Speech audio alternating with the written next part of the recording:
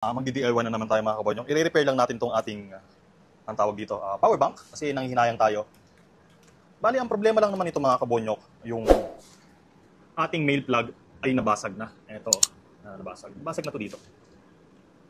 Ayan, ganyan. Ito lang i-repair natin. Okay pa itong power bank. Sayang naman kung itatapon natin. Tapos meron din ako nakita sana dito, pamalit. Charger, hindi na rin ginagamit, na hindi na. Nagcha-charging naman para sa AAA, 1865 at saka 3200. Napakabagal, so gusto ko sanang tanggalin to.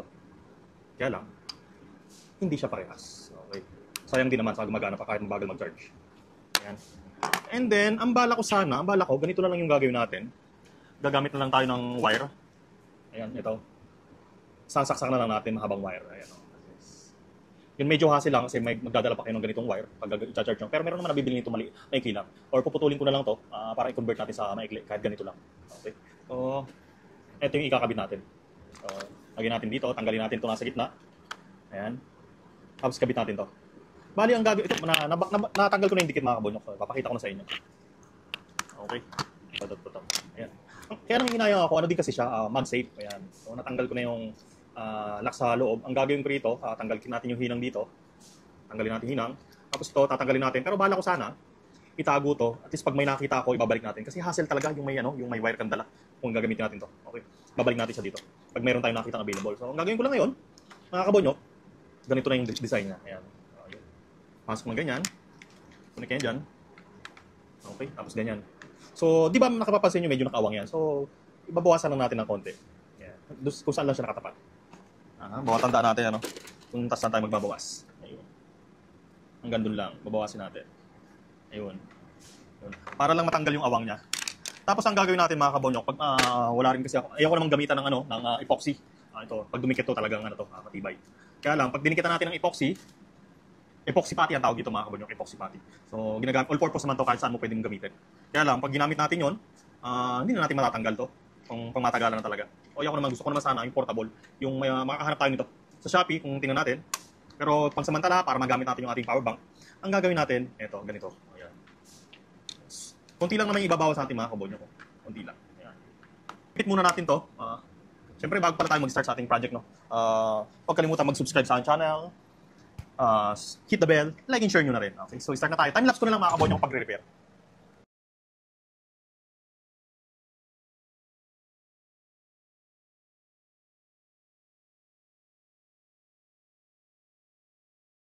Kabonyok, no? Ang tapos na natin. Okay. And then, wala akong dalang silicone. Ang gagawin ko rito, stick or silicone or stick glue ko na lang to, yung bakante, para hindi makakuryente. Kung sakaling gumamit, magsaksak ay mahawakan yung gitna, yung terminal na yun. So, lagyan natin ng silicone. And then, pwede pa rin natin siyang tanggalin dahil silicone lang naman. Pwede pa natin itong ibalik kung sakaling makakita tayo ng ganitong itsura. Yan, ang ginawa ko muna para dumikit, hinina ko lang muna, pansamantala, wala pa tayong pandikit. So, lilinisin na lang natin yan pag So, yun. Gawan natin, ganun lang kadali mga kabonyok. Pag sira yung ganito, wala kayong pamalit, try nyo gawin ganito, or ang gagawin nyo, erekta nyo na lang yung wire. Hinang nyo, tapos may wire na lang ng ganyang kahaba, na may kasamang plug. Okay? So, ganun lang yung gagawin natin. Pero dahil parang ayaw natin masyadong bulky at masyadong maraming dala, para maghahanap tayo ng ganito. Pero sa ngayon, pinakita ko sa inyo, ganun muna yung ating solution dun sa ating power bank. Yung power bank pala natin na to ay, ilang milliamps? 6,750 milliamp. Tapos yung 110 to 220 volt, auto volt naman to. Pwede yung saksak sa 110, pwede yung saksak sa 220. Okay. Ang kagandahan nito mga kabonyok, MagSafe mga kabonyok. Yan, ito MagSafe yan. Ayan. Yan yung niya. So, maganda rin naman kasi mga ganito, MagSafe na para hassle. Kung wala naman kayong dala na wire para sa ponyo ng iPhone or Type-C, yan. Okay, saksak na natin. Pakita ko sa inyo. Ayun pala mga kabonyok, no. Ang ginawa ko na lang pala doon sa ating sa plug, pinutol ko na lang. Wala rin naman natin 'to, hindi naman natin magagamit. So, naghanap na lang tayong mail plug. Ayan. Mail plug.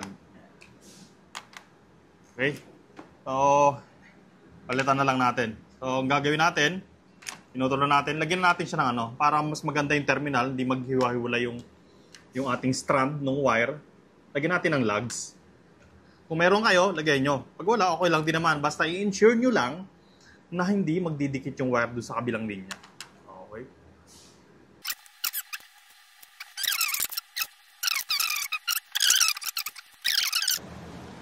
Ayun, charging update tayo mga kabonyo ko. Meron na tayong, okay. So, meron na tayong 34%. Okay, try natin ngayon i-charge. Gamitin, no? Tingnan natin. So, ayan, mag-save, dumidikit mga kabonyok. Okay, bunutin natin. So, kuha tayo ng isang phone or ilaw. Ito na lang ilaw para mas nakikita nyo. Okay. So, ito, Type-C. Meron din naman tayong Type-C rito. Tingnan natin kung gumagana pa yung wire nito, no? So, Type-C. Ayun, mga kabonyok, oh. Charging. Okay. Hindi natin matry sa MagSafe kasi ginagamit ko yung phone ko, no? O, yung isa ko namang iPhone, gamitin natin. Pero hindi to MagSafe. Sa wire lang yung gagamitin natin. iPhone. So, lumang iPhone na to. Kaya wala to MagSafe. Okay. So, ganyan. Gagawin nyo, pindutin yung power. Ayun. Nag-charge. Ayun, oh. Kita nyo. Close up natin. Close up. Ayun, nag-charge. Pabunutin natin, no? Para walang daya. Sabihin nyo, no? Bunutin natin. Okay. Nag-charging. Balik natin. Ayun, charging na siya ulit. Ayun. Ayun. So, hindi ko na 100%. So, total naman, sure naman mag 100% yung ating power bank. So, syempre, bago magtapos yung ating DIY project ngayong araw sa pagpapalit ng ating terminal dito sa terminal natin, dito sa ating AC. Okay. Ito yung female plug. At ito naman yung ating male plug para sa outlet. Okay. Female, male. Okay. So hanggang doon na lang. Huwag kalimutan mag-subscribe sa aking channel, Kuya G Burn Sports. Hit the bell para lagi kayong updated sa aking upload na video. Maraming salamat. Okay, G.